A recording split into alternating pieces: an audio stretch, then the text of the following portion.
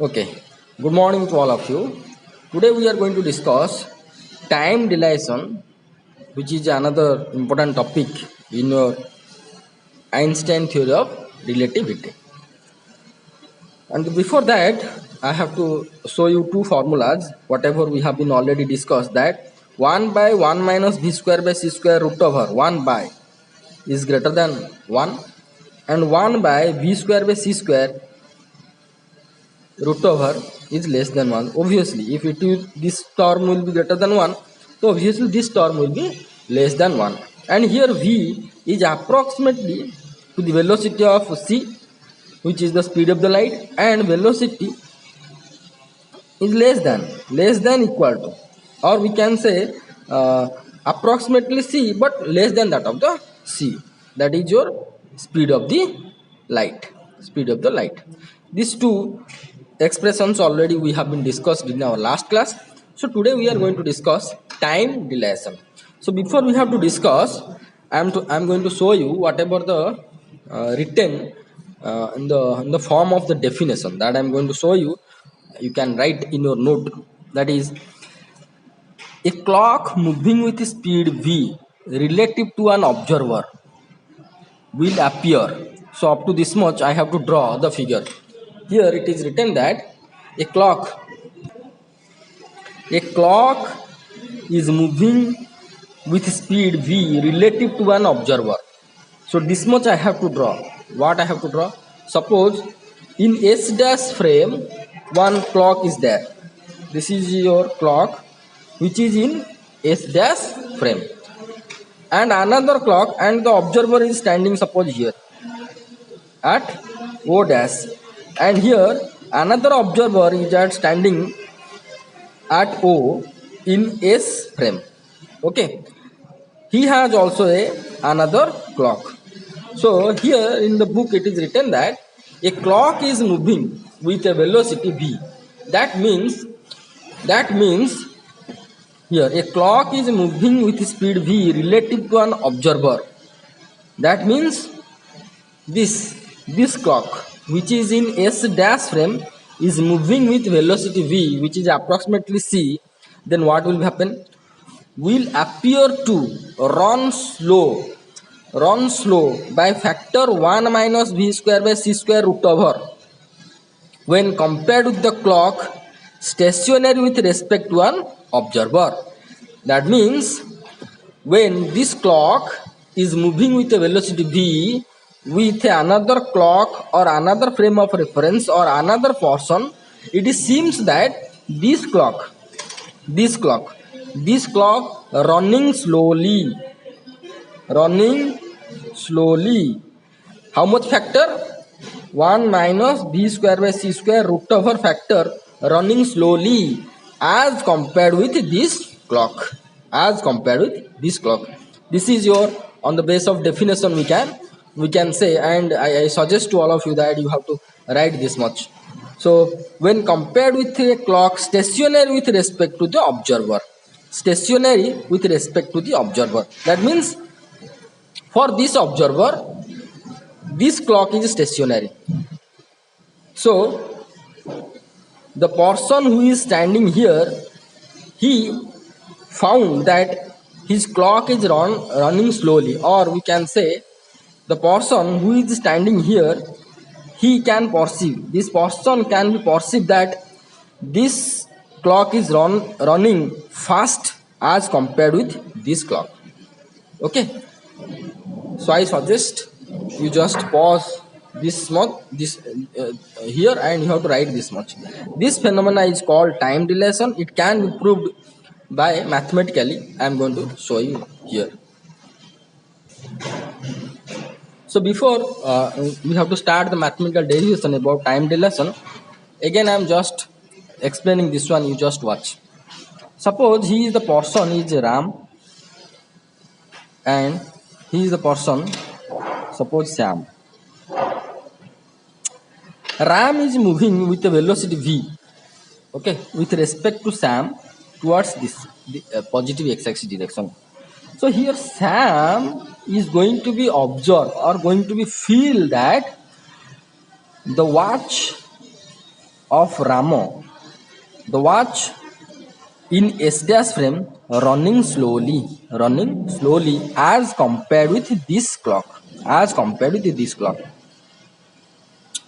So Sam will be say, suppose Ram will be asked to Sam, what is the time you have been spent? He will be say that 2 hours, but Ram will be say, I just spent 1 hour. I am going to give one example, that suppose at x dash x1 dash, suppose here in S dash frame, suppose this is your x1 dash position. Here two explosions happens. One explosion happens at 9 a.m. Okay, at the same point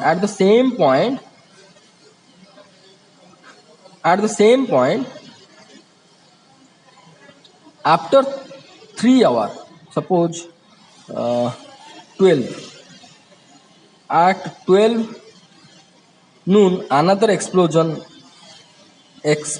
happens. That means this time difference has been measured from the S frame of reference.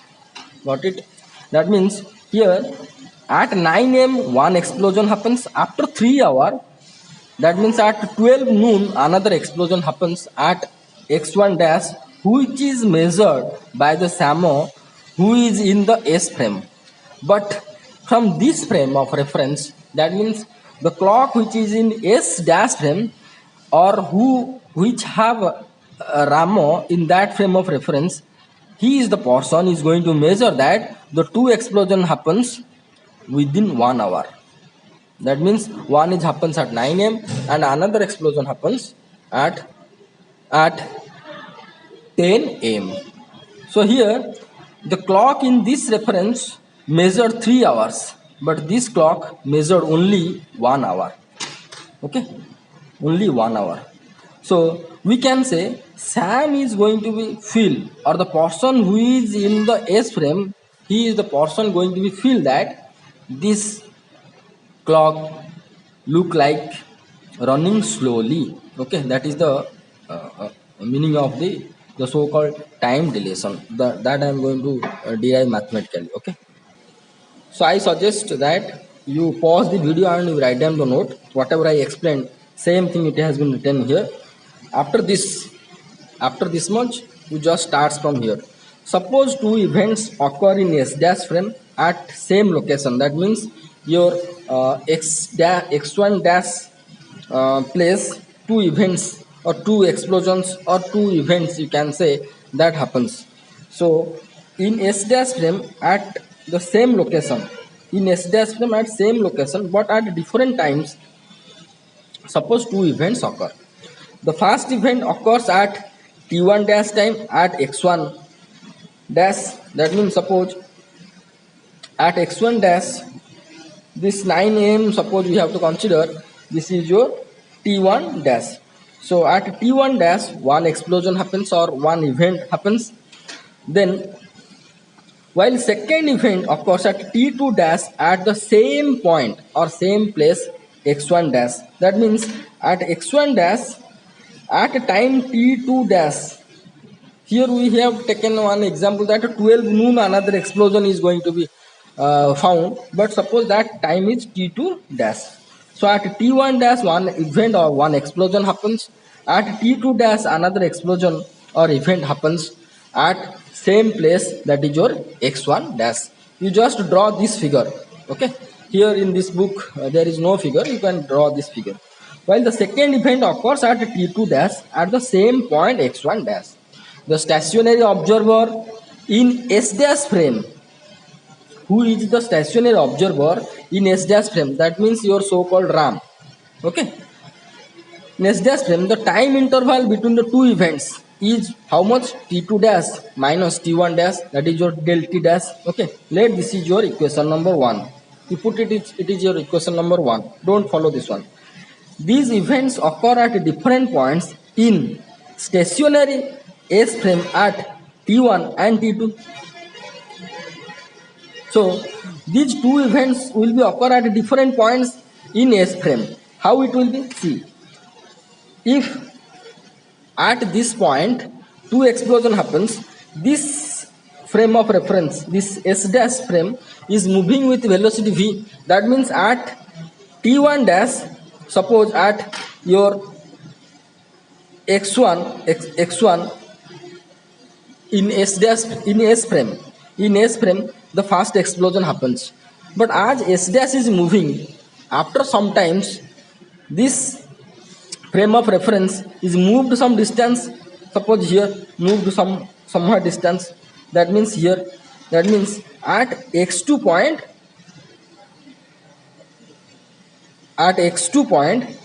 corresponding to S frame, another explosion happens.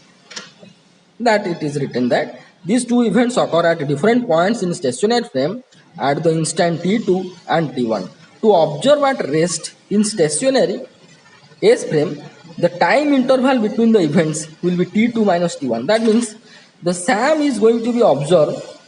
What is the time interval between the two explosion or event? That will be t2 minus t1.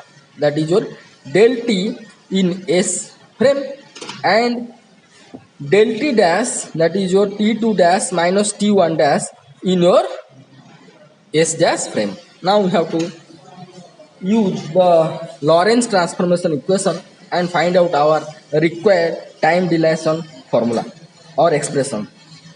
According to Lorentz equation, we know that T1 is nothing but gamma T1 dash. I am quite zoomed for somewhat. It will be better. So T1 dash plus V x1 dash by c square, and T2 equal to gamma T2 dash plus V x1 dash by c square. So that implies del T will be equal to T2 minus T1. This is T2 minus T1. Okay, equal to gamma. You just subtract these two. You can found gamma T2 dash minus T1 dash, right?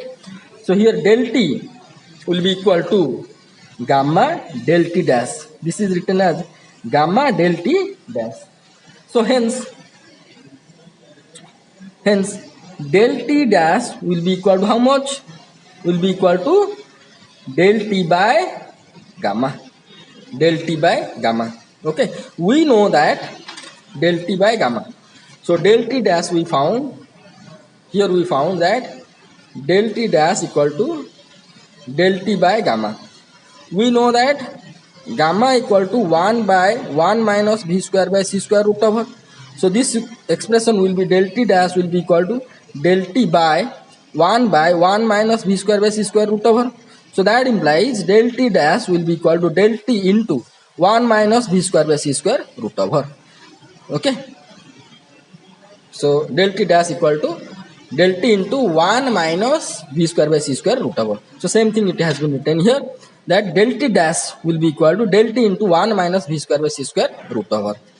So as v less than that of the c, that we initially we have been discussed here, v is less than that of the c. So 1 minus v square by c square root over less than that of the 1.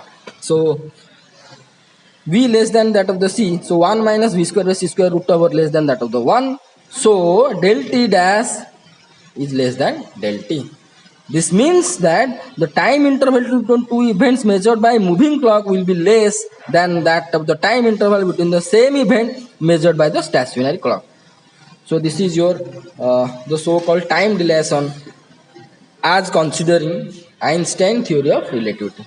So thank you so much for watching this video. You write down the note, whatever I discussed, you pause the video and write down the note. Thank you so much.